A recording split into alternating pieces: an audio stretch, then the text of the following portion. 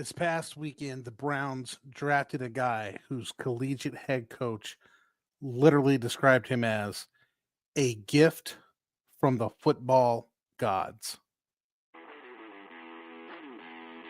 You're listening to the What the Elf Was That podcast, an iconoclastic look at the latest Cleveland Browns news. The What the Elf Was That podcast is part of the Fanatical Elves podcast network, a part of the Fans First Sports Network. Here's your host, Joel Cade.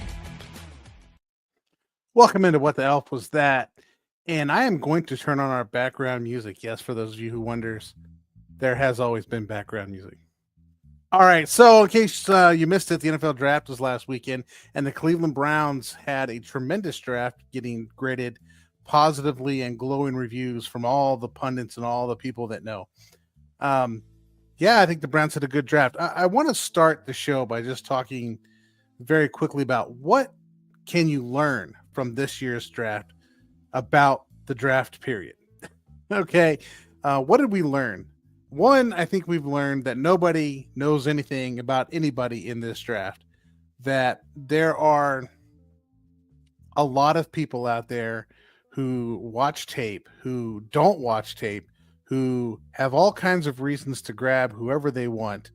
And in the end, nobody really knows anything. So it doesn't really make sense to fall in love with the prospect. Hey, I want this guy. I want that guy. I want this guy. Because nobody really knows what's happening. But it is kind of fun. You know, the poker game goes on, and the Browns played, by the way, magnificent poker game. And we'll get into this here, but tremendous poker game. And number two, more than nobody knows anything, we can't know anything. We don't know what's happening behind the scenes, right?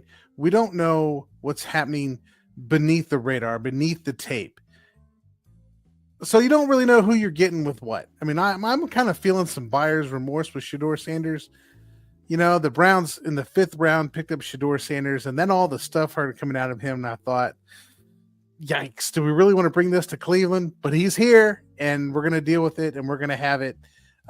But I think it's still a good pick to have Shedeur Sanders on the staff. But it raises some questions.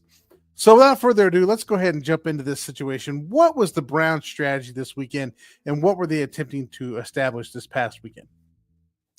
I think the Browns draft all has to do around with the fact that Jimmy Haslam came out and stated, we took a swing and missed on Deshaun Watson. If we think of the Browns draft in those terms, what unfolded this past weekend makes a lot of sense. All right. The Browns took a swing, traded 3 first-round picks, traded multiple picks afterward on players with a win-now mentality. The Browns had we have our quarterback, we need to win now, we have the team to win now, and we're going to do everything in our power to go in to win now. And then that did not work. That didn't happen. Deshaun Watson was not as advertised. He did not come in and play lights out. He did not win football games for Cleveland. And so this past year, the Browns came to the reality of we need to rebuild, not fire everybody and start over. That's like burning the whole thing down. We're not getting rid of everybody and bringing in all new people. But at some point, if you're out there shooting a gun, you got to reload the gun. And you may have been shooting everything you had thinking this is our final stand. And then when it's all said and done and you're living in the rubble, you got to figure out how to pick up and move on. And that's where the Browns are at. They're living in the rubble of the failed Deshaun Watson trade. And now they have to figure out where we're going from here. With that in mind, if you think of what the Browns did this past weekend, the moves that they made sense. First, they talked up Travis Hunter, right? Travis Hunter is a two-way star. He's the Shohei Ohtani of baseball, which I thought was ridiculous and out of control. But they were able to convince the Jacksonville Jaguars in a scene almost straight out of the movie Draft Day. The Browns call up the Jacksonville Jaguars and make them look like fools. Of course, if you're the Jaguars, you don't think look like fools, but I think to everyone else, you look like a fool. And was able to get first round draft pick next year, a second round pick this year, which was spent on a very good running back, and able to start to retool this team, rebuild this team. So that's the first thing they do. Then with that first pick, they come out and they pick a defensive tackle. Now, I was sitting there like, what in the world? We just picked a defensive tackle. And I was not very happy because I wanted Shedeur Sanders. And I thought, you drop back to 5, pick up Shedeur Sanders, nobody's going to say anything, right? But you pick a defensive tackle. That defensive tackle played in Michigan. I watched the tape. Great pick. By the way, just to piggyback off the intro, John Harbaugh literally called Mason Graham a gift from the football gods. Mason Graham owns the defensive line. He owns the line of scrimmage. I mean, I can't even describe it enough. This man will take that defensive tackle position and put all the issues we've had there to rest. And I know you guys have Browns fans who've watched Browns games. You're frustrated just like I am. Any team shows up, they just start running the ball up the middle. You're staying away from Myles Garrett on the edge, where the Browns' strength is actually on the edge. Okay, you got Alex Wright. You've got Isaiah McGuire to go along with Myles Garrett. Myles, show me the money, Garrett. The strength is on the edge. The weakness of that defensive line is up the middle. The other weakness in that defense is the linebacker position, because there's been so many injuries in that linebacker position. It's absolutely insane. So they get Mason Graham, you plug him in, and he's going to own the space from guard to other guard. And there will be another guy in there playing in that same situation between those 3 players, the center, the guard, and the other guard. The center, the guard, and the other guard, like Mason Graham, and if it's Mike Hall Jr., they're going to create some havoc up the middle. And that has been a serious weakness for the Browns. So there we go already. We're already retooling, rebuilding that defense. You're trading back. You're getting a future first-round pick so that if you want to get a quarterback next year, you can. If you want to get 2 first-round picks next year, you can. You're already starting the defensive line. Round 2. All right, so Shedeur Sanders drops, right? And you're thinking, oh, the Browns are going to take the quarterback at 33. Nobody's going to bat an eye at this, and we can like at least have a project for the quarterback room and move on.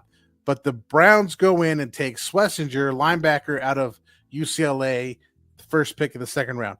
Tremendous pick. If you watch this guy, tremendous. Reads defenses, understands where to go, avoids blocks, and makes tackles, and just goes and goes and goes. Exactly what you want in the middle of the defense. And he's smart. He works hard. He can be the captain of that team if he wanted the defense, if he needs to be. He can be the guy who wears the green dot, who communicates with the sideline and calls the plays. Schlesinger is going to be a great pick. He's going to be a great player. Raises some questions about the future of Jeremiah Owusu-Koramoah, but hey. So the Browns automatically already doing what? They're solidifying the massive holes in defense, right? They're putting that defense up the middle. They're drafting to resolve the issue there, because that's where teams attack the Browns, up the middle with the running game, and they threw over the middle in the passing game, avoiding the corners, avoiding the safeties. The Browns could use another safety, but hey, there's draft next year. Then in the second round, the Browns draft Quinshon Judkins. And thus begins the beginning of rebuilding the offense. The Browns, by nature, if they're going back to the outside zone offense, are a running football team. You need to have players who can run the football. Quinshon Judkins is, by definition, the bell cow running back that can take 20 carries a game, although you'd rather him not. You'd rather him take between 12 and 15 carries a game and run the ball and keep the sticks moving. Just run up the middle, run out the side, get 4 yards, 5 yards, 6 yards a pop, break one for 15, 20. That keeps you in the game. That's a running game, right? That's what you need. You need a running game. So then the next picks come along, okay? And the Browns take, I forget who they took in the third round. That's okay. The Browns take, the big discussion here is the quarterback, okay, Dillon Gabriel. In the third round, I believe it was their second pick of the third round. Their first pick, I believe, going to, I'm going to get these mixed, Fanning and and Sampson mixed up. But I believe they took Fanning in the beginning of the third round. Tight end out of Bowling Green. Excellent tight end. Catches the ball all over the place. Not so much of an inline guy, but a guy you can run all over the field, and he'll catch the ball, run with the ball. Looks like he's like Fred Flintstone. If you go back and watch this guy run, he looks like he's Fred Flintstone, where their feet never leaves the ground and it's just going real fast. And then he moves somehow, and you're like, what am I looking at? It kind of looks like Fred Flintstone running the football down the field after he catches it. Great kind of chess piece to move all over the place. If you're asking him to block, that may not be what he's about, but he will line up all over the place. He'll provide mismatches because he's a tight end. He will make teams think that you're in a 2 tight end set, and then all of a sudden you shift out and you're in a 3 wide receiver set, and then you can get some mismatches based on that. So this is the guy you move around, you put him in motion, you line him up inside, move him outside, line him outside, move him inside. Good kind of piece to deal with as a player. But as a quarterback, the quarterback taking the third round was Dillon Gabriel. Dillon Gabriel was the guy they had targeted all along. It was either Cam Ward or Dillon Gabriel. If you go back and watch Dillon Gabriel, and I know this might be a little bit difficult for Ohio State fans to go back and watch some of these games, particularly these games against Ohio State. Watch the one in the Rose Bowl. Go for it. Do it. If you watch the regular season game, that's an interesting one as well. Dillon Gabriel does exactly what the Browns offense wants them to do, which is play in structure, throw those short intermediate passes on time, on rhythm, and operate the offense as kind of like a point guard. That's what he does. That's what the Browns want in a guy. That's why they chose him. That's why they like him. Then gets us to the controversial pick. Oh, let's actually take that back. In round 4, they grabbed Dylan Sampson, who was the SEC Offensive Player of the Year. If Quinshon Judkins is thunder, Dylan Sampson is lightning, fast, quick, can hit the ball, long ball, but he's not much of a between the tackles runner like Judkins is. Great piece to have on the field. Another chess piece. You can move here, there, like from the backfield to the wide receiver, from the wide receiver back in the backfield, create mismatches. Great player to grab there. Then the controversial pick comes when in the 5th round, Shedeur Sanders is still sitting there. And I'm not going to talk about his fall. If you really want that, let me know. We'll talk about it. But Shedeur Sanders is there, and the Browns take a flyer on him. And I think this was the absolute best thing to do. When you have a guy with that much talent, but he's dropped to the 5th round, that means he has alienated somebody somewhere. He either doesn't do what you need him to do, you don't want him to change your offense for him, or he has completely bombed all of his interviews, and he comes off as a player that you don't want to touch with a 10-foot pole. Those are the players you take in the 5th round, and you say, hey, we'll take a chance. And if it works out, great. If not, we'll cut it, period. Speaking of cutting him, let's take a quick break for station identification, but more like let's pay the bills. So after this break, we'll get back into what's going on with the quarterback room. All right, see you after the break. All right, and we're back. So the Browns in the draft 2 quarterbacks, and this has become the big, what are the Browns doing? Yeah, it's kind of funny because you listen to people talk about, if you don't have a quarterback, you just don't have a quarterback. You need to take as many shots as you can. And so the Browns literally go out there and draft as many quarterbacks as they can. And people are wondering why they're drafting as many quarterbacks as they can. Guys, whoever's listening, it's about getting the quarterback position right. Plus, he was a high-end talent coming at bargain bottom prices. Let's try it out. Maybe it works out. Maybe it doesn't. Maybe he shows up and acts a fool. If he shows up and acts a fool, just cut him. I will say that I have some buyer's remorse on Sanders. I wanted Sanders from the very beginning, and I was a big kind of like, let's take Shedeur Sanders kind of guy. And then I hear all this stuff coming out about him in the draft, and I'm wondering, did he really show up and try to tank an interview? Did he really show up and like get mad because he didn't study the playbook? All the red flags. He sent out every single red flag that you can think of to send out to tell people to stay away from him. And the Browns took him anyway. So I'm a little apprehensive after hearing some of this stuff, but if he can straighten himself out, get his situation figured out, get his head on straight, come in, work hard, be the best player he could be, he could be that guy. He could be that quarterback. Am I optimistic at this point? Slightly. I don't know. I'm not sure where he's going to be able to overcome the stupidity that has been his life up until then. He's going to have to do a serious 180. This is going to have to be viewed as a rock bottom situation for him, and I don't know if that's the case. But if it is, and he decides I'm going to have this moment where I'm going to prove myself, this could have been an absolute steal for the Browns. But with that, the Browns now have 5 quarterbacks in their quarterback room. You got Deshaun Watson, who nobody expects to see because of an injury. I got that little bubble up there now again. That's terrific. Nobody expects to see him because of his Achilles injury. So then we're realistically dealing with 4 quarterbacks with Joe Flacco, the veteran who's coming in to stabilize the position and make things work out for the Browns so that the Browns are somewhat mildly competitive next year, but not too competitive because you want a good pick next year if you want your quarterback. And that's the kind of the role Joe Flacco has. Then there was the trade the Browns made for Kenny Pickett. Kenny Pickett was the trade where the 5th round pick and Dorian Thompson-Robinson for Kenny Pickett. That was the quote unquote lottery ticket. That was the situation where let's take this guy and let's invest in him and see if he can become our long-term quarterback. Okay.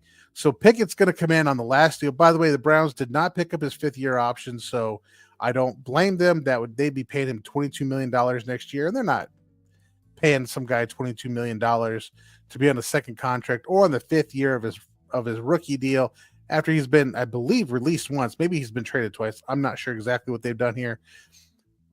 But you don't want to invest that much money on that guy. So they're not picking up his option. That doesn't mean that the Browns are out on him. It just means we're not committing to paying you $22 million when we have $40 million wrapped up into a guy that's already on our roster hurt. So that's all that means. Kenny Pickett's the lottery ticket, right? He's the guy you're going to attempt to invest in to see if he can be more than what he has been in the past. If he's not, okay, you just, at the end of the year, he's a free agent. If he signs somewhere else, then you might get a compensatory pick. Win-win for everybody. Then you've got now Dillon Gabriel. I'm going to go in the order of their drafted. Dillon Gabriel, then Shedeur Sanders. Dillon Gabriel comes in. He fits what you're trying to do in that offense. He's going to have to learn to play under center because he hasn't done that yet. But he can hand the ball off, run play action passes. He can read a defense, throw the ball on rhythm, throw it to where it needs to be accurately, and he could be a good backup. He also needs to work on longer throws. Can you drive the longer throws outside the number against cover 2? That's the one throw that people want to see you make. Can you throw it in the hole in cover 2? He hasn't shown that he can do that. I'm hearing all kinds of numbers about he threw this fast and this hard, broke the record at the Senior Bowl for how fast he can throw a football. That doesn't mean he can drive it into the hole on against a cover 2 defense. If you're wondering what that means, is cover 2 is 2 safeties high. Then you're playing zone underneath with corners up toward the line of scrimmage. The corners are playing the flat zones. The 2 high safeties are playing the deep zones. There's a hole, which is called the hole shot. If you can get past the outside corner before the safety can come over and cover, you've got a little hole right there in the defense that if you can zip the ball in there, you can get some big-time yards out of it. But it requires an accurate, hard, strong throw. And the question is, can Dillon Gabriel make that throw? Okay, so Dillon Gabriel drafted to be the backup, probably a long-term backup, but in a pinch, he could start. Probably not looking at him as the long-term starter. Maybe you are. Maybe he comes in and he says, hey, I can be the long-term starter. But if you thought that, you probably drafted him in the 1st round and not the 3rd. Which leads us to Shedeur Sanders. This is the real interesting piece of the Browns draft. They pick up this guy essentially for like nothing, for a quarter. In the 5th round, this is a guy who has all the physical tools. He has the arm. He can make the hole shot. He can throw the ball on time. He can make the plays that you want from a traditional pocket franchise quarterback. The question for Shedeur Sanders, one, is what kind of a circus is he bringing with him, and what's the kind of the deal in the off the field stuff. But 2, on the field, he holds onto the ball too long. He likes to escape out the back of the pocket, which is really bad. And we can discuss that at a later date if you want. But I think it's really bad to try to escape backward. You always want to run forward between the tackle and the guard if you're going to run out of the pocket. Always go forward. But he likes to run backward and out. Shedeur Sanders will have to do more work under center, although he has been under center. And it's, as everyone who's followed the draft knows, he didn't really have much of a running game at Colorado. So the Browns drafting 2 running backs is already designed to take some pressure off of whatever quarterback is going to be there. The complication becomes, well, which quarterback do you cut? Because you can't carry 4. I mean, you could, but you're going to lose a position, and that's not really what I think the Browns want to be doing. So you're going to have to part ways with somebody, either cut them, put them on the practice squad, but you can't put them on the practice squad until you cut them and they clear waivers. And I'm not sure either Shedeur Sanders or Dillon Gabriel's clearing waivers. Pickett might. I doubt it, but he might cover waivers, clear waivers. So who's the odd man out here? And I think the issue, it comes to the end of the day, and it's just speculation because we don't know what's going on in Berea, but it makes sense to think that Dillon Gabriel is going to be your backup. He's going to at least be quarterback 3. He has the skill set to be quarterback 3. He's cheap. He's on a rookie deal. You're not paying him a lot of money. And he's going to be there. He's going to be solid. He's going to be the guy that just can run the offense if somebody gets hurt. So what you're talking about now is the competition between the 2 quote unquote lottery tickets, the chances, right? The Browns' plan coming into the draft was just to take a chance on Kenny Pickett. If it worked out, it did. If it didn't, you're going to have a high pick next year in this rebuild situation and take a high-end quarterback. That plan was predicated on, we're not drafting Shedeur Sanders, and we're going to just build for next year. But then Shedeur Sanders was still there, and you had an opportunity to take him. So then it's like, hey, let's take the flyer on Shedeur Sanders. And Shedeur Sanders also is this kind of lottery ticket because you've got a free opportunity on him, and you can develop him, you can not develop him. He'll work out, he'll not work out. The question is, when do you have to make that decision? If I had to place money on it now, and we're talking about the Thursday after the draft, okay, I would guess that somewhere in training camp, toward the end of training camp or the middle of training camp, some team's going to have a quarterback go down, and they're going to call the Browns about Kenny Pickett, and he's going to be gone. That's going to be my guess, because they're going to take the chance on Shedeur. And if Shedeur works out, and they're going to need to know before they head into the 2026 draft where they stand with Shedeur Sanders. So I'm not going to promise, but I'm pretty confident that you're going to see Shedeur Sanders on the field in the regular season. If the season starts going bad, if Joe Flacco for some reason doesn't work out, if it doesn't pan out the way we want it to with him, if the Flacco magic is not there, we will see Gabriel or Sanders pretty early, or at least mid-season, and let them ride it out to see what we've got. You're going to need 4 or 5 games apiece from each of them just for them to get caught up to the NFL speed and to kind of make a decision, like, who do we like, who do we not like? All right, so that's my take on the Browns draft. If you got any questions or comments, email me at the leftguard at gmail.com, or leave a comment below and I'll try to get back and review it. The Browns had a really good draft, but let's go to my favorite part of the draft, my favorite part of this podcast, and let's discuss what our friends in Baltimore are doing. I'm actually a Ravens fan. Go to hell. That's right. Go to hell. The Baltimore Ravens. Little known fact about the Baltimore Ravens. There was one player that came into the NFL draft with sexual harassment allegations levied against them, and they were falling in the draft. Now, mind you, as we've discussed many and many times, the Baltimore Ravens have a zero tolerance policy. They have a kicker named Justin Tucker who has 18 allegations of sexual harassment, and they're dealing with that issue with their no tolerance policy.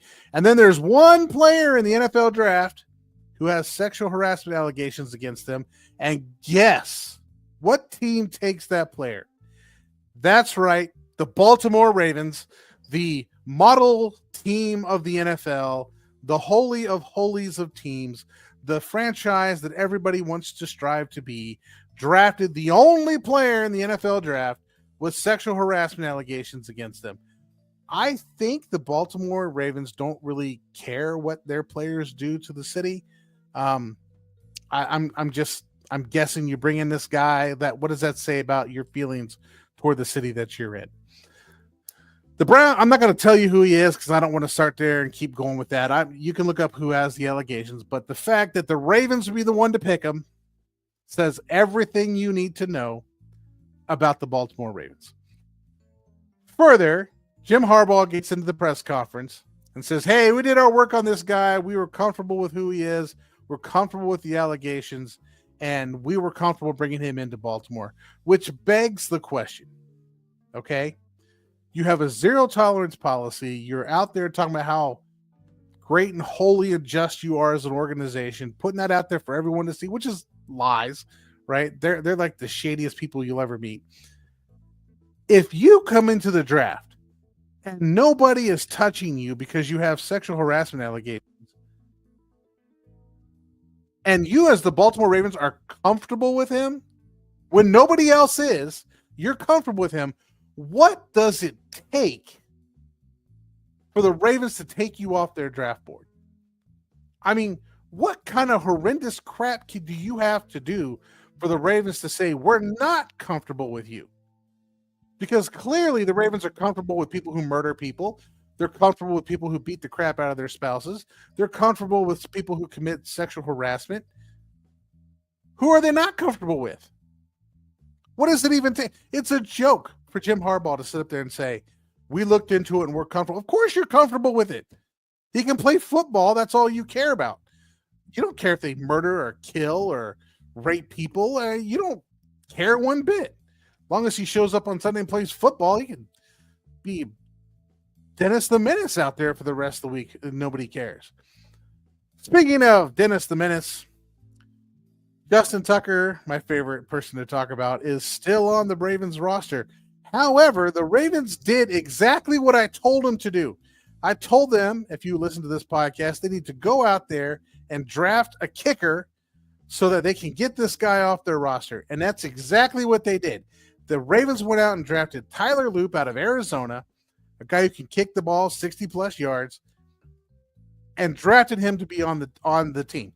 And the first thing the announcers say when they draft him is, you don't draft a guy in the 6th round to be a kicker if you don't plan on him making your team, which is true because you can get kickers at undrafted free agents like nobody's business. Cade York is still out there. You can just sign him and bring him into camp, no problem. But they went out and drafted a guy, which means they expect not only that he will be on their roster, but they expect him to be on that team long term. Otherwise, you wouldn't have wasted a draft pick on him. So what does that mean? Well, reading between the lines, it means that they expect Justin Tucker to be dealt with by the NFL for these sexual harassment allegations. Deshaun Watson got suspended half the season. Maybe that's what's going to happen with Justin Tucker. And maybe the Ravens know they're going to get a suspension, which means the Ravens have to know that something about this situation, the confirmed, we've kicked you out of our massage parlor situation because of your behavior, Justin Tucker, they have to know that at some level he's done these things to merit all this stuff from the businesses he's thrown out of. And that the NFL is going to find this stuff and they're going to suspend him next year. And therefore they need a kicker and they drafted one. And yet with their zero tolerance policy, they can surmise that this guy's probably guilty of sin and they still have them on their roster. What does it take for somebody to be so toxic that even the Ravens won't take them? Because it seems like the more toxic of a player you are, the more likely you're going to end up on the Baltimore Ravens. Like, hey, this guy shot someone. Ravens are like, sign me up. We'll take that guy. Or, hey, I just beat up my wife. The Ravens are like, hey, sign here, play for us. What does it take for the Ravens to not bring one of these criminals or murderers or menaces to society into Baltimore? And you wonder why Baltimore's, I'm not even going to go there. There are some rather prominent politicians who've made some comments about the city that the Ravens are making it look like it's true. All right, ladies and gentlemen, to wrap up, I think the Browns did exactly what I asked them to do, which is take players that can play football. Mason Graham plays football. Schlesinger plays football. Fannin plays football. Judkins can play football. Dylan Sampson can play football. Shedeur Sanders can play football. Dylan Gabriel can play football. Gone, at least in this draft, the Browns did not draft one of these players like the Bengals did, where they have a whole bunch of talent, but have 4 sacks over 4 years of college football.